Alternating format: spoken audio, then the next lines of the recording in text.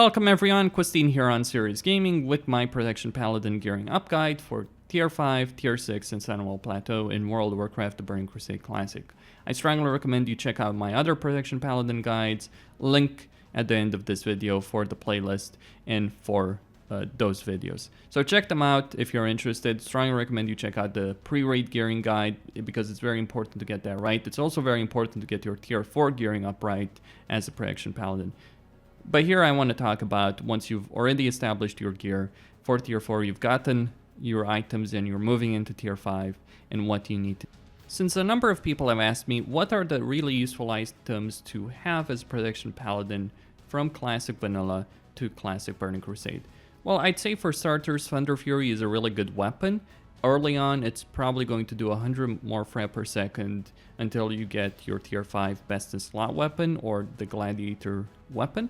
That's how good it is for a single target. For AoE, you're obviously going to want to use a spell power weapon. In terms of anything else, well, I'd say Styline's Impending Scarab is probably the best in slot trinket for much of the early game of Burning Crusade as a Protection Paladin when you're really struggling to get enough avoidance, get enough block chance to have 102.4%.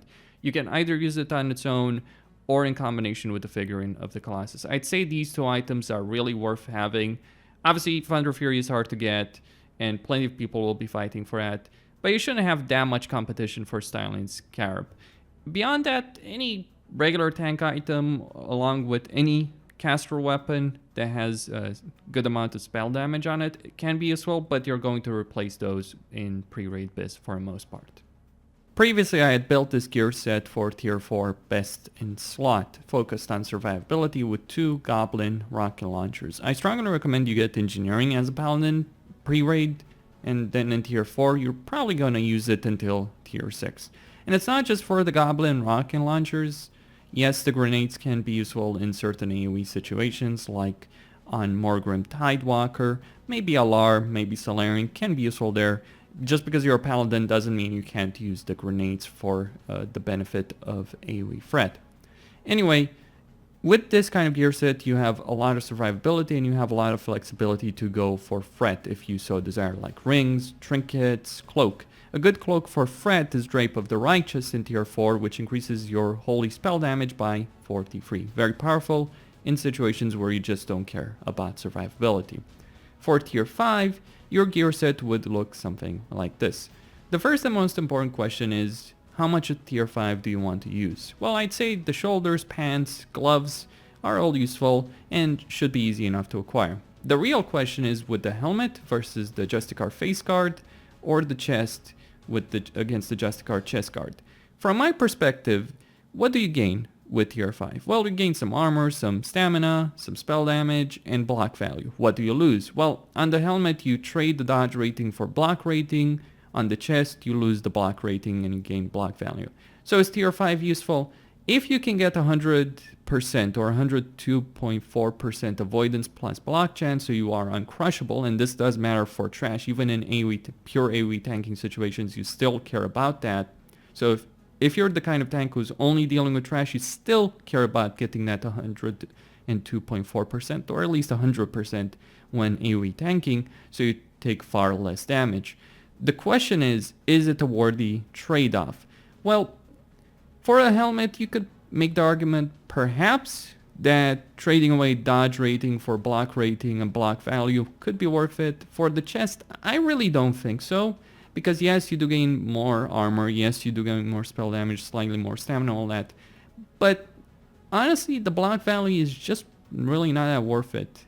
Unless you're focused on building a set with heavy block value, I'd say it's not worth getting.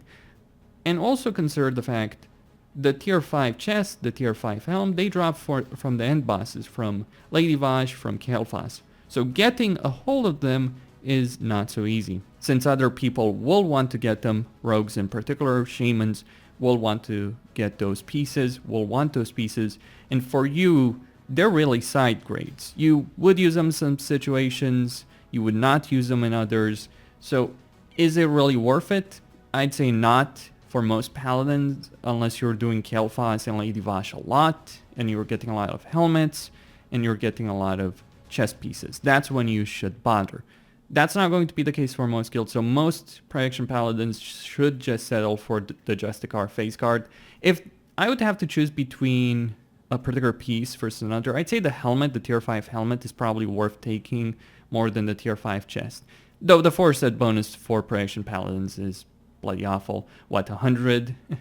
Like really, 100 block value against a single attack every 6 seconds. So basically, actually, every Holy Shield cast, yeah, that's not worth getting, honestly. That's not worth bothering at all, even in single target situations. So Helmet, Justicar, Face Guard, same stuff as with my previous list. Check that video for the tier 4 best in slot, the pre-raid best in slot. Gloves, Royal Gauntlets of Silver Moon, if you can get them. Now, Warriors shouldn't care about these too much. They do drop from Kel'Thas, because the reason with Warriors is they'll care quite a bit about getting their 4-set tier 5, and they have the same issues with getting, like, say, the helmet or the chest as other people do. In fact, they actually have more competition than you do, I believe, because, you know, DPS warriors care about it quite a bit. Priests to an extent, druids obviously do care about it, so they're going to have heavy competition for the chest piece, for the helmet, and because they want the 4-set so badly, they probably are not going to care about the Royal Gauntlets of Silver Moon, so you can probably pick them up quite easily. They're in some ways better than the Karazhan Gauntlets for pure survivability, though the question is, do you have enough avoidance plus block to have 102.4%? Belt-wise, Girdle of the Invulnerable drops from Leofraz the Blind in SSC. Best in slot, really, in terms of an avoidance belt. Best in slot until tier 6. Very powerful piece of gear. Really helps you out in terms of changing the block rating that you'd have on many items to avoidance. Obviously, you don't want to sacrifice your stamina or armor for the sake of avoidance, but between block rating and dodge or parry or miss, you want to focus. You want to get as much dodge, parry, and miss as you can. You really don't want to stack too high block rating in most situations, unless you're talking about the pure AoE tanking situation. That's a different discussion. Anyway, Necklace, the Darkner's Grasp. This is from the Verdant Sphere quest. It's a quest reward. Now, the Verdant Sphere drops from Kel'Thas. It got introduced with patch 2.1, so it may not be available at the start depending on where you're playing. It wouldn't surprise me if Blizzard didn't have this until the release of Black Temple. I would hope they do, because no guild wants to go back to, like, once tier 6 comes out, no guild wants to go back to SSC and TK to kill Kel'Thas and Vash again, right? They'll probably have enough files by that point for enough people to get everyone attuned to Mount Hyjal, so they don't want to go back there. I hope Blizzard at least has this item, and in fact has all the items in SSC and TK, but they might not. The reason it's so good is it has shield block rating, dodge, defense, so you get quite a bit from this to help you with your crush cap, which is important even against bosses that, you know, don't do crushing blows. It's still important to be crush capped. So having this, best in slot pretty much for the entire game. The only alternative that worth taking over this potentially is a Sunwell neck, but that should be a priority for druids, for warriors, and you should only take that if you can get crush cap without this one. So very much worth using this particular item. It will help you greatly. It will help you maintain crush cap even as you're changing some other items. Shoulders, crystal forged shoulder guards. Basically, compared to tier 4, more armor, more stamina, and parry rating versus block rating. You would still be using the tier 4 shoulders in situations where you're just struggling with 1-2 percentage, but for most part, you should be fine using the crystal forged shoulder guards. Pants, the leg guards, the tier 5 pants. Now, the Karazhan pants are better for pure survivability because of the gem sockets that they have, but these are better in the vast majority of tanking situations. Like on the server on Netherwing, where we were dealing with overtuned content, I used these, like, I don't know, 95% of the time when I was tanking, just because, hey, the block value, the high spell damage, make them worth it. You really do need fret, and with tier 5, you're really going to focus on getting more and more fret, especially as warriors get an overpowered force set bonus in their tier 5. So you're going to be focused on that more than other things. I mean, your survivability should be good enough with this gear to tank anything in tier 6, let alone anything in tier 5 or tier 4. And if it isn't, you can trade away the trinkets. Anyway, boots of the resilience. These drop from Solarian. 2 gem sockets, high stamina, high armor, shield block rating, defense rating. Very powerful. You could argue that the Karazhan boots are better because of the avoidance, but these are better just because of the better armor and stamina, and you should prioritize that as a Paladin. Cloak. Phoenix Wing Cloak from Alar. Rare item, difficult to get, but if you do get it, you should take it first versus a warrior or druid. The reason is that even with the Karazhan Cloak, this is better than the Karazhan Cloak for a Paladin. Yes, it has slightly lower stamina, but it has defense and dodge as opposed to dodge and hit, so worth using. Chest, tier 4 chest. Ring, you can use the Karazhan ring, the Karazhan reputation ring. For the most part, that'll be fine. But for a tier 5 ring, you have the 7th ring of the Terrace Fallen, trash ring, 37 stamina, pretty rare, but 37 stamina, shield block rating, defense rating, and block value. This is basically an item you use for block value purposes, or if you're struggling with just getting crush cap. For the most part, you probably would be fine with the Karazhan reputation ring. Second ring, Ring of Sundered Souls, 45 stamina, defense rating, and dodge rating from Morogrim Tidewalker. Very useful ring, very powerful. You can use this even in tier 6. It's a pretty good ring for any tank, really, not just the Protection Paladin. First trinket, Tome of Fiery Redemption. Second trinket, Icon of the Silver Crescent. Now, to understand something about these trinkets, you probably will end up in a lot of situations where you will have to pick which one of these trinkets you want to use, because sure, you can go balls to the wall with Fret, but there's enough damage going around that you want to increase your stamina with like a Goblin rocket launcher. From my perspective, and this is where some people disagree with me, but from my perspective, Tome of Fiery Redemption is better for most part than Icon of the Silver Crescent. Icon of the Silver Crescent is useful in situations where you want to control when you get burst Fret. But say you're generally pulling a boss, you're popping wings, you're popping Avenger Shield, and you want to do as much Fret out off the bat as you can, that's where Tome of Fire Redemption is very useful, because it procs quite a bit. Like, I have it in my inventory, and let me just show you how quickly it procs. So, seal, okay, there we go. So, only a couple of seals, just doing that a couple of times, procced it. It will generally proc on Avenging Wrath or Avenger Shield or Judgment of Consecration. Basically you'll get the effect right on the pull, and that's useful because in combination with Avenging Wrath, and if you get it, if the effect is impacting Avenger Shield, though Avenger Shield doesn't scale very well with spell power, but still, if you get it to impact, like say your First Judgment, your Exorcism, Consecration, all that kind of stuff, is a huge Fret bonus, better than Icon of the Silver Crescent. And overall, when you do the math and when you think about Fret per second, it ends up being better than Icon. Now, Icon is a badge item. The Tome of Fiery Redemption drops from Alar, can be rare.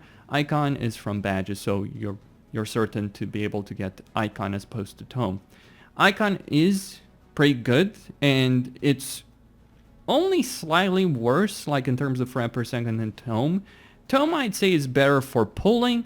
Icon is better for having a measure of control. Like, say, for instance, you're in a fight, and during that fight, the boss resets Fret, and at that point, you're not really going to be able to control the equip, the chance on the Tome of Fire Redemption, but you can control the Icon and get Fret on demand when you need it. So that's where it's useful. The Zul'Aman trinket, by the way, is also a good option, but honestly, that comes after tier 6 is over, so it's not really worth looking at the start. But you probably would want to use the Zul'Aman trinket over one of these two if you can get it.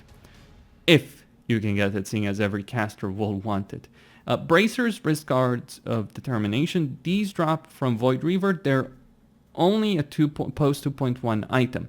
So these got added on Void Reaver's loot table with the release of the Black Temple, so they might not be available at start, but if you can get them pre 2.1, assuming it's on the loot table, or after, if you do TK, and you probably would want to do TK just for the items from Kel'Thas, for the Verdant Spear. If you can get these, get them, because they're really good because of the defense rating, shield block rating, and dodge rating. In fact, for a pure avoidance, or to be able to get your crush cap, these are probably some of the best bracers in the game, with the exception of the tier 6 one, so just keep that in mind. Weapon, Fang of the Leviathan. Now, I'm not going to say getting this weapon is easy, because every caster wants to get it, but here's the thing. This is the third best in slot weapon in the game, and the difference between this and the very best weapon, which it drops from Archimonde, is 20 spell power. This is so good for a Protection Paladin that you could conceivably get it and use it for the rest of the game without really suffering too much, because 20 spell power is not worth a lot. 221 spell power, though, is quite a bit. The reason it's so good is because it has high stamina, so you're not sacrificing your survivability with something like, say, Stormcaller or Bloodmoth Magus Blade or anything like that. You're not sacrificing your survivability. You get a lot of spell power, and even the crit is actually useful, and of course the intellect. So it's a really good weapon that should really be prioritized for a Protection Paladin, but that will cause endless discussions. Like, a lot of people are against the idea of doing it just because of how good it is for Warlocks and Mages, but I talked about this in my previous videos. So, but just be aware, it's going to be a tough sell for any guild to accept giving this to a Protection Paladin, just because of how rare it is, how good it is for casters, but it's best in slot for you.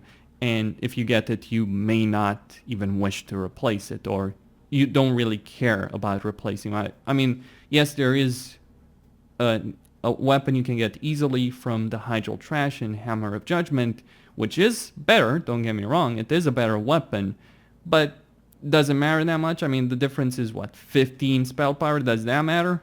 Not really, honestly. Shield, Eldori Legacy Defender, same as best in slot for tier 4.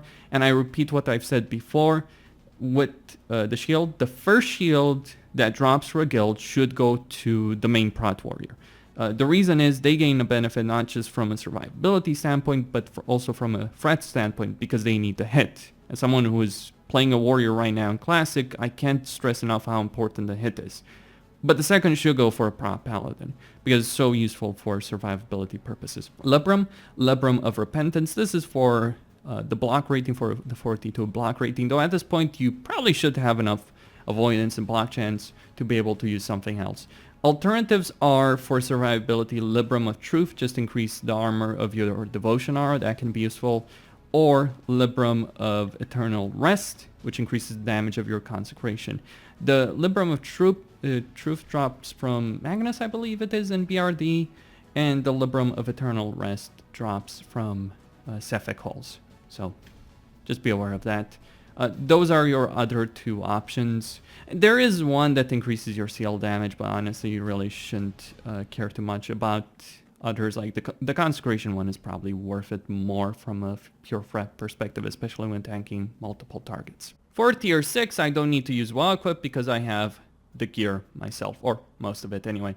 Helmet, faceplate of the Impenetrable from Illidan Stormrage. You can use the tier 6 helmet until you get this, especially when you're working on getting your Forset. You want to get your Forset as quickly as possible, but after that, you want to use this helmet and use the other tier pieces in the other slots to get the Forset bonus. It's very important to get the Forset bonus, but this helmet with 82 stamina is the best survival option in the game. It's really the one you want to go for. When it comes to a decision between having Forset and survivability, it's the best one to make with the faceplate of the Impenetrable.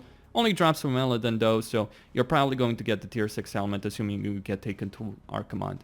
Gloves, pants, shoulders, chest, use the tier 6 options. I mean, not much really to talk about. I mean, the gloves drop from Asgalor and Hyjal, the pants from Eldari Council, the shoulders from Shazdra, and the chest from Illidan. All of which are bosses you should be taken for anyway. On Eldari Council and Asgalor, Mother. Paladin, of course, is a bit of a discussion, but honestly, there shouldn't really be any problem with taking a Paladin tank on Illidan. Many guilds don't particularly feel comfortable using a Paladin tank on Illidan, but that's whatever, you can tank the adds. Actually, I was surprised that even on an overtuned server like this, tanking the adds as a Paladin was as easy, because I actually thought it would be a bigger challenge than it actually was, just because of the ridiculous damage that things were doing, but I tanked them, and it wasn't really hard at all. Anyway, gloves. The most important tier item, I'd say, is probably the gloves, actually. Like shoulders, yeah, they're an upgrade over tier 5. Chest, all that is an upgrade over tier 4. All that kind of stuff, right? Those are genuine upgrades. But the important thing is the gloves. If I were to pick a single tier item I'd want to use, it would have to be the gloves. And the reason is because of the spell damage and healing, because of their high survivability, the high survivability that they give you, because of stamina, the gem socket, and the avoidance, makes the gloves the best in slot tier item you can get in the entire game. It doesn't really matter at what tier you're talking about. The tier 6 gloves are best in slot, so you should use them. And if you want to prioritize something like, let's say your guild just started progressing for tier 6 and they want to spread the tier pieces around, you probably want to go for the gloves first over anything else. Belt, Girdle of Mighty Resolve. It drops from Gurtog Blood Boil. It's not the best survival belt, but it's a threat belt, basically, with shield block rating, block value. There are alternatives, but for the most part, when you're talking about gear like this, tanking tier 6 is a joke. Like, seriously, you can tank any boss in tier 6 with this kind of gear. Hell, you can tank all of Sunwell Plateau in this gear, and you should be fine. So you can use this belt. You should only replace it with the tier 6 belt from Sunwell Plateau. Anyway, boots, Tide Stomper, Greaves. I personally think that these, there's a strong argument to be made for these being best in slot in-game. Yes, even better than the ones from Sunwell Plateau, the tier boots from Sunwell Plateau. High stamina, 2 gem sockets. It's really because of the gem sockets, because they have 2 gem sockets, whereas the tier 6 ones don't. So high armor, high stamina, high spell damage, defense, dodge, very useful boots, 12 stamina, enchant. Cloak, Pepe's Shroud of Pacification. You can put dodge rating if you want to. I personally put armor. I prefer that. Now the Lark Cloak, if you have it, is better than this, just because it has defense and dodge, so that's useful for you as a paladin. This is more of a druid warrior cloak, though it drops from trash, and you'll be doing quite a lot of Hyjal trash, so it's not really an issue to pick it up. Rings, Ring of Sundered Souls from SSE, as with tier 5, and the Hyjal ring, the Hyjal reputation ring. The reason this is great is because of the effect. 800 armor for 10 seconds, over 40 stamina, high defense, high block value, and an armor bonus proc. Sure, it's a proc. That's not necessarily the greatest thing in the world, but it's pretty solid. Trinkets. Well, trinket-wise, you're going to want to get your epic flying mount, just to get the commander's badge from Netherring. The reason is that, yes, getting engineering is important early on, and yes, using a goblin rocket launcher is very useful. But at one point, you're going to want to get rid of engineering and still have stamina trinkets. And that's why having an epic flying mount is useful, because this trinket is not as ridiculous as some other options. Yes, I know there is another Dark Moon card that you can get that would cost quite a bit of gold, though, more than actually getting an epic flying mount. And hey, it's better to have an epic flying mount and a stamina trinket than just having a stamina trinket. It is slightly worse in pure stamina than the other Dark Moon card, but that other Dark Moon card just gives you like 6+ stamina over this. So honestly, you have to be a extreme min-maxer to care about that, like to a ridiculous level of min-maxing. Like even to the point that even the best guilds in the world would not care. I mean, at this point with this kind of gear, you don't have survivability issues at all in any of the content in the game. Even on overtuned servers, it's perfectly fine to handle it. So not really something worth using. And honestly, in most situations, you're probably going to use a threat trinket anyway. So does 6 stamina really matter? No. The second trinket, and this one does matter, though mostly for the purposes of threat, Dark Moon card Vengeance. It's about 5 to 10k gold, somewhere in that ballpark. Depends on the server, depends on population, depends on how many cards are available. 51 stamina. Now, you're not getting this for the stamina, you're getting it to be able to drop engineering. And you're also getting it for the 10% chance to do anywhere between 95 to 115 holy damage to an attacker. What's useful here is that when you're tanking large groups of mobs, this can be particularly useful. It's about 190 fret or so, or even more. Slightly less, slightly more, depends on the damage you're doing. On the server, it seems to be bugged based on what I know, but it can help you out. I imagine on Classic it will not be so buggy. Anyway, bracers, you can use the ones from Void Reaver for pure survivability. They'll be just fine, or you can get the Shatari wrist guard. Not the Shatari, the Seeker's wrist guards. My apologies. These are a drop from Akama. Shield block ratings are not particularly great since you have so much avoidance. With this gear, I'm 21% away from crush immunity, so I use Holy Shield with the Librum of Repentance. I'm above the crush cap by 14%, so I could do without any shield block rating, but these are the only bracers until Sunwell Plateau that have spell damage on them, so you're going to use them. Weapon, you can get the Archimond weapon, though that can be difficult. Casters want it, it's rare, etc., all that kind of stuff, right? For the most part, you'll be fine with Hammer of Judgment. High stamina, high intellect, high spell damage. How much do you care about getting this very quickly? Well, it depends on whether or not you have Fang of the Leviathan. If you don't, you should get this first. If you do have Fang of the Leviathan, maybe leave it to the Shadow Priests and Balance Druids and Elemental Shamans to get it, because they'll probably need more than you will. It's a minor upgrade compared to Fang of the Leviathan. Just be aware of that. But it does drop quite often. It drops from trash. Shield, Bulwark of Azzinoth. Very damn useful, because guess what? You're gonna AoE tank a lot. And this makes it the best slash shield in the game. Yes, I know. There is a Sunwell shield. It technically has better raw stats, but this is better just because of that huge armor bonus that you get, especially when tanking multiple targets. And Librum, same Librum options as before. And this is how you'd look in Tier 6. From a survival standpoint, right? If I just swap some trinkets around, right? I have, what, 16k HP, 16.5k HP on buff. That's, what, over 20k or so fully raid buff, something like that. Let me just use Kings over there. So with full raid buffs, I'm probably looking at over 20k easily. And honestly, 20k HP, just for people to understand, having over 20k HP, 21k I'd say, is enough to deal with Brutalis. Now, the reason I say that particular amount for Brutalis is because of the way that particular boss works, in the way his damage works. So on retail, you would need to have a certain amount of HP to be able to survive him and be comfortable. I'd say having about this amount of HP on buff should be enough, though.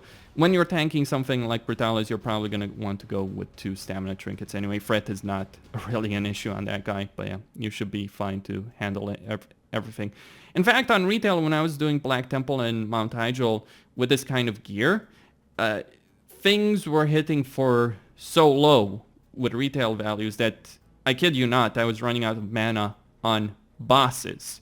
So you might want to actually go with, I don't know, it's something like Drape of the Righteous, maybe go with the Spell Powering when you're really farming Black Temple and Mount Hyjal. You might want to do that, unless you're doing crazy trash pulls or solo tanking everything in Mount Hyjal. Maybe then you change your opinion, maybe you go with a bit higher survivability in that particular situation. Finally, we get to Sunwell Plateau gear, which honestly looks bad. I mean, who wants to go from Tier 6, one of the most iconic looking sets for a Paladin ever made in the history of the game, to reindeer armor? That's how it feels with Sunwell Plateau gear. I know it's a reskin of the warrior gear, I'm well aware of that, but honestly, even for warriors, it doesn't really look all that great, so there's that. I feel Blizzard was just lazy with quite a few things they did with Sunwell Plateau, just because they released Black Temple 5 months in the Burning Crusade, and then they had nothing except Zul'Aman for close to a year. So they released Sunwell as a stopgap between Burning Crusade and Black Temple. That I feel is one of the biggest reasons why so few guilds killed Moro. I mean, there were still plenty of guilds raiding, but to the degree that they cared, some did, many didn't. In fact, I saw plenty of people quit the game after killing Paladin because as far as they were concerned, they had beaten the game and that was it. But anyway, when it comes to the gear, you're not going to see a significant upgrade as you do from tier 5 to tier 6. Like tier 6 is a massive upgrade for a Protection Paladin. Sunwell Plateau gear really isn't. And some of the gear pieces obviously are from bosses that if you beat like Moro and Kil'jaeden, if you beat Moro, you've pretty much beaten everything in the game. Yes, Kil'jaeden is still there, he's still difficult, but Moro is far more difficult than Kil'jaeden is. Even today, I imagine even in Burning Crusade Classic, Moro will not be a cakewalk. The first 3-4 bosses, sure, not too many problems for guilds to beat. But Moro, not so much. Moro will actually be difficult, so just be aware of that. I'd say plan your gear for Sunwell Plateau on the idea that you're going to be able to reasonably get pieces from the first few bosses, from the first 3 in particular, but not so much from the last 3 bosses, so just be aware of that. But thankfully, the most important pieces do drop from the first few bosses, and actually the first boss, which is the easiest by far and away, Caligos, is the easiest. Anyway, helmet, Helm of Uther's Resolve, Kil'jaeden, basically an improved version of the faceplate, looks far worse. The faceplate is one of the most iconic tanking helmets, one of the best looking tanking helmets in the history of the game, and then they give us this. Seriously, Blizzard, you haven't designed good armor, with some exceptions, since the Burning Crusade. I mean, Burning Crusade has so many iconic pieces of armor, and then they give us shit like this or the stuff in Wrath of the Lich King or Cataclysm. Anyway, so helmet, Kil'jaeden. Gloves, you're going to want to stick with the tier 6 gloves. What you want to do in Sunwell Plateau is replace pieces of armor, but still keep the force bonus of tier 6. And the gloves help you achieve that in a fairly reasonable manner. You can replace them, but there are other pieces worth replacing more, as I see it. Though keep in mind, you might replace these with the warrior gauntlets. There are no paladin offset tanking gloves. There are warrior ones, which are better for survivability purposes, but you would lose the force set, assuming you have all of these other items. So you can keep the force set by like keeping the tier 6 shoulders as an example. Belt, Lightbringer, waistguard. I feel it's worse than the Black Temple belt because you only have one gem socket. The Black Temple belt has 2. So you end up actually losing on survivability. But it's a trade-off you make for the sake of being able to keep the force set and use the offset pieces that drop in Sunwell. Offset pieces like the pants. The neck is the same one as you would in tier 6 or even in tier 5 Dark Nurse Grasp from Kel'Thas. Pants, Judicators, leg guards, best in slot by far, huge upgrade, very important to get these. If there is an item that I'd say is worth getting above anything else in Sunwell Plateau, it's these pants. So important, so huge of an upgrade. Shoulders, Spalders of the Talesian Defender drop from Twins. Not a huge upgrade, though they are an upgrade in terms of armor, in terms of stamina, though you are losing dodge on your current shoulders, on your tier 6 shoulders that you're going to wear when you're walking into Sunwell Plateau. You could use the tier 6 shoulders just fine, not really bother with these to be perfectly honest, but for the sake of pure stamina, pure armor, these are worth using. Though you're sacrificing dodge and you might sacrifice the force bonus for them. Cloak, and this is a very, it's a luxury choice basically, this one. The Crimson Paragon's cover. This drops from Twins, but it should be a priority for warrior tanks, druid tanks over a paladin. A paladin can use this cloak, the Cloak of Pacification, which is a badge cloak that gets added in Zulaman. And it's not quite as good as the Sunwell cloak, though I feel it's better than the Alar cloak and the Hyjal cloak, but still, this one is good, but tanks who actually want that expertise should get it as a priority, because with your 6 gear, you can tank the entirety of Sunwell Plateau. It's a threat issue for druids, it's a threat issue for warriors. You don't really care as much, though obviously you have your own threat issues to deal with as a paladin. Boots, you're going to want to use the tier 6 boots just for the set bonus. I feel Tide Stompers are better in terms of pure survivability, but just to get that set bonus to be able to use other pieces, you want to get these. But honestly, the only tier piece that you would actually want to use for just a pure upgrade in its own right are the bracers from Caligos. So really, Caligos gives you the one useful tier item that's a genuine upgrade in its own right and not something you're trading away, not like a side grade or even a downgrade.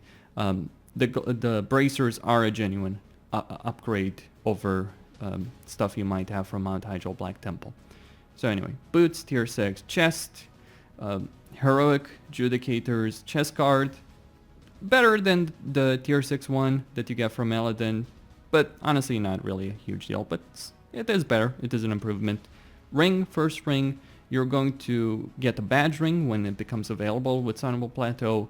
It's basically an improved version over the Karazhan ring. It gives you a lot of armor, stamina, and dodge. So it's fairly useful. It's a fairly good ring to actually use with 12 spell damage enchant. Second ring you're going to want to use, in most situations you're going to want to use the Hyjal ring, or you could still use the Morgrim ring even at this point if you so desire. Trinket, combination of Kael'thas from Manchester's Terrace Heroic. Get this as quickly as possible. It's really good, very powerful. Bracers, tier 6 bracers from Caligos, very useful, a genuine upgrade in every way, survivability, and obviously helps you keep that set bonus when you're replacing other pieces. Like honestly, if you don't care much for the boots or the belt, you could just not get the shoulders, for instance. You could not get the shoulders, and you might not care too much about the chest, right? Besides, the chest is from Muru, so you're probably going to use the tier 6 chest anyway for most of Sunwell, if not all of it. Killing Muru is not some easy thing to do. Farming Muru is not something easily achievable, I feel, for the vast majority of guilds out there. Weapon, by this point you should have farmed Black Temple and Mount Hyjal for so many times that casters should either have this or even a better option, so you can get Tempest of Chaos from Archimonde. It's the best in slot tanking weapon, but you should allow Warlocks and Mages to get it before you and then bother with it. But at this point you should be able to comfortably get it. And Shield, Bulwark of Azunoth. You should keep this. You should not use the Sunwell Shield just because of the armor bonus. Now, Warriors have a different mentality, but as a Paladin, because of your AoE tanking so much, Felmist, right, Muru himself, all that, you should use Bulwark of Azunoth. It's a genuine improvement because of the proc. And Libram, yes, Libram of Repentance, you actually want to use it in Sunwell because of the way Sunwell works, which reduces your avoidance. So actually having high avoidance in Sunwell is useful. And that's really it. With this gear, compared to the tier 6 best in slot list that I gave you earlier, you get 104 extra stamina, you get 82 extra dodge rating, you do lose block rating, but you do get block value, you get close to 1,000 armor, and you really don't gain anything in terms of parry rating. On top of that, you also get some expertise rating, which doesn't really matter all that much as a paladin, though. Hey, being able to hit more seals is, I guess, a benefit, very small one, and you improve your spell damage by about 100. Though, to be honest, to the extent that Fret is an issue in Sunwell is debatable. It's not important on Caligos, it's not important on Brutalis, because those are both bosses that you can taunt. It is important on Felmist if you're tanking her and tanking the ads, and yes, a Paladin can solo tank Felmist. I would not recommend it just because of the way it works. You're taking a risk with that, but you can. Paladins have done it on private servers. Many Paladins have done it on private servers, so it's perfectly doable, but it is a risk. But anyway, it can be useful on Felmist if you're tanking her. It is useful on Eredar Twins if you're tanking there, just because aggro does actually matter on Eredar Twins. Moro, to an extent, really, though you're doing so much AoE tanking on Moro and you already have an advantage, but depends on how hard DPSers are going. Depends on how crazy people are going on Moro to the extent that you might want to maximize your threat. So yeah, 100 spell damage is the real genuine upgrade, but here's the thing about that 100 spell damage bonus compared to what I already have equipped. Most of it is coming from the helmet, Yes, the helmet, I'm not joking on that. A significant portion, 40 of it, is coming from the helmet. About, what is it compared to the Hammer of Judgment? So about 20 is coming from the Hammer of Judgment, so 2060 from helmet and weapon, right?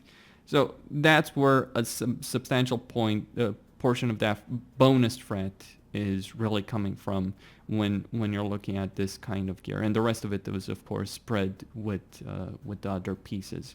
So just be aware of that. You're not really gaining all that much. I mean, the bracers you'd want in every situation, the weapon you'd want, right?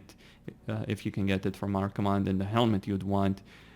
But the rest of the gear really isn't that impressive, with the exception of the legs, because they are actually really impressive. And that is all I had to say about the Protection Paladin. I hope you found these guides useful for the Burning Crusade. I hope they help you on your path. There's an enormous amount of potential, as I have said, for the Protection Paladin. You can do things that other tanks just can't, nowhere near as easily. You have the best AoE threat, the best AoE survivability. That is going to matter an enormous amount for the sake of Classic, of Burning Crusade Classic, where speed running, or really running raids very efficiently, is so important. Why is it so important, you might ask? Well, on retail Burning Crusade, we raided 3, 4, 5 days a week, every week, right? From beginning to end. For guilds that were interested in clearing Sunwell Plateau, that were interested in killing Illidan, because that was the initial goal. We wanted to kill Illidan. We had no idea Sunwell Plateau was going to come out.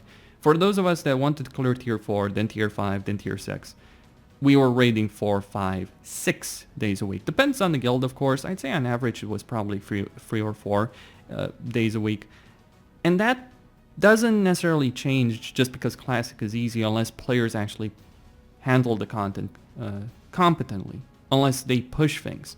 Because there's a lot of trash in the Burning Crusade, and it's not as easy as things are in Classic. Burning Crusade is considerably harder than Classic, and there are roadblocks along the way. Roadblocks like Hydros, as an example, which needs resistance gear. Leofras, actually, which needs fire resistance gear, all that kind of stuff. So there are plenty of roadblocks along the way. And it's important to know how to play a Paladin, how to gear a Paladin, and you can do some amazing things with that, and you can really help your guild, especially if you gear properly in tier 4, in tier 5, and even in pre-raid BIS. It's very important to get that right. It's less important with tier 6. Like with tier 6 in Sunwell Plateau, I could have just said, just get the gear that drops, really. that could have been it. With tier 4 and tier 5 in pre-raid, it does matter quite a bit more. Anyway, Questine here, signing out. Don't forget to subscribe, like, and enable notifications, and if you do like my content, please do consider supporting me via PayPal, Patreon, and stay tuned for more Burning Crusade content.